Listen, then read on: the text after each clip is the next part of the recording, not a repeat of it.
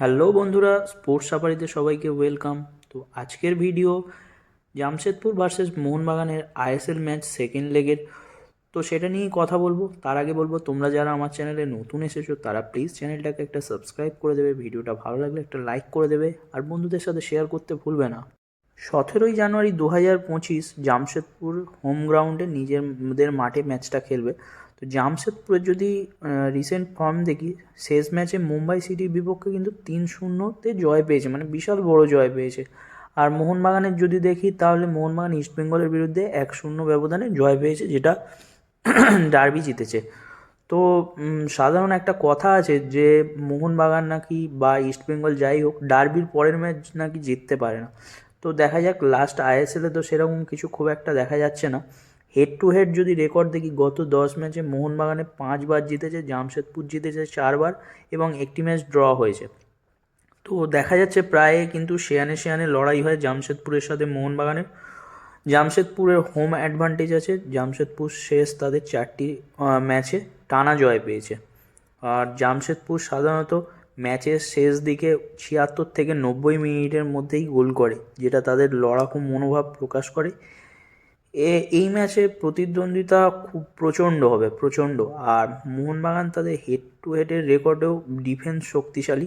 জামশেদপুর মানে তাদের মেনলি যেটা হচ্ছে তাদের হোম গ্রাউন্ড, যেখানে অপোনেন্টস টিমকে পৌঁছাতেই অনেকটা স্ট্রাগল করতে হয়, সেটা যাতায়াত হতে পারে বা অনেক রকম অনেকভাবে অনেক প্রবলেম হয়। তো সেই জন্য সেদিক থেকে জামশেদপুর অনেক এগিয়ে। মেনলি এই ম্যাচটা কিন্তু মানে মোহনবাগান যদি 1 পয়েন্টও আনতে পারে সেটাও অনেক। জামশেদপুর ম্যাচে মূলত আমার যেটা মনে হয় মোহনবাগানের জন্য, মোহনবাগানের দীপক টাংরিকে খেলানো দরকার। কেননা মূলত জামশেদপুর দলটা খেলা তৈরি করে জাভি হার্নান্দেজকে দিয়ে। তো ওকে আটকাতে হবে প্রথমে দীপক টাংরিকে দিয়ে। আর আপুইয়া দিয়ে মনে হয় না সেটা খুব একটা ভালো হবে। আরেকটা ডিফেন্স হচ্ছে জামশেদপুরে খুব ভালো খেলছে লাস্ট কয়েকটা ম্যাচ, যেমন প্রতীক চৌধুরীর কথা বলবো, ক্রিওভিক আছে, অ্যালবিনো আছে। মানে অ্যালবিনো তো গোলকিপার, যে খুব ভালো সেভ দিচ্ছে, সব থেকে বেশি এইবারের আইএসএলেও মানে সেভ দিয়েছে। তো জামশেদপুর ম্যাচ এত কিন্তু সহজ হবে না মোহনবাগানের জন্য। তার উপর লাস্ট ম্যাচে কিন্তু মোহনবাগানকে মানে অতিরিক্ত আত্মবিশ্বাস দেখা গেছে, মানে ওভার কনফিডেন্স যেটাকে বলে।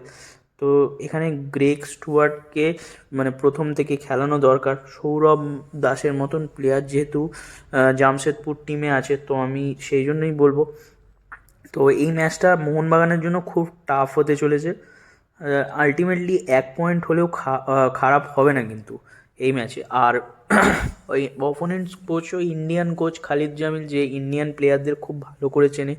মলিনার কথা বলবো, মলিনার ভালো কোচ, ভালো খেলাচ্ছে, কিন্তু মলিনার এখনও কিছু ডিসিশন মেকিং নিয়ে অনেক প্রশ্ন থেকে যায়। যাই হোক, আমি কোচের উপরে নই বা কোচ নিয়েও কথা বলবো না, তবুও এই সিজনের মানে খুব একটা খারাপ এখনও পর্যন্ত নেই। মোহনবাগান 1 নম্বরে আছে, 1 নম্বর জায়গা ধরে রাখতে চাইবে, অনেক টিমের থেকে অনেক পয়েন্ট এগিয়ে গেছে। যাই হোক, আলটিমেটলি এই ম্যাচের মূল যে জিনিসটা সেটা হচ্ছে অ্যাওয়ে ম্যাচ থেকে মিনিমাম 1 পয়েন্ট যে কোনো প্রকারে নেওয়া, মানে নিতেই হবে, কোনোভাবে জিরোতে ফেরা যাবে না। আর আশা করা যায় মোহনবাগান তো যখন নামে মাঠে খেলা জয়ের জন্যই নামে। যদি জয় নাও পায়, আমি অ্যাজ আ মোহনবাগান ফ্যান হিসেবে চাইবো সবসময় মানে জিতুক মোহনবাগান। কিন্তু কিছু ম্যাচ তো স্ট্র্যাটেজি দিয়েও খেলতে হবে, যেহেতু এখন কিন্তু মানে গোয়া বা বেঙ্গালুরুর থেকেও বেশি ভালো পজিশনে আছে কিন্তু জামশেদপুর এফসি। তো সেই ক্ষেত্রে দেখতে গেলে জামশেদপুর এফসি ম্যাচই সবথেকে বেশি টাফ হবে। আলটিমেটলি মোহনবাগান যদি পয়েন্ট পায় তাতেই আমি খুশি থাকবো। আর এইটুকুনি, ম্যাচ বাই ম্যাচ এগোতে হবে। আমরা লিগ শিল্ডের খুব কাছে না আসলেও কাছাকাছি আছি। তো আগামী 4-5টা ম্যাচই হয়তো বলে দেবে লিগ শিল্ডের মানে কে কোথায় থাকতে পারে আলটিমেটলি। তো আজকের ভিডিও বলবো, আমার মেন কথা যেগুলো বলার ছিল বলা হয়ে গেছে, এই পর্যন্তই আজকের ভিডিও। তো তোমরা যারা এই ভিডিওটা দেখছো, যাদের ভালো লেগেছে তারা প্লিজ চ্যানেলটাকে একটা সাবস্ক্রাইব করে দেবে। আবারও বলছি, লাইক করতে ভুলবে না, বন্ধুদের একটু শেয়ার করে দেবে, একটুকুনি ব্যাস। তো আজকের মতন টাটা, বাই।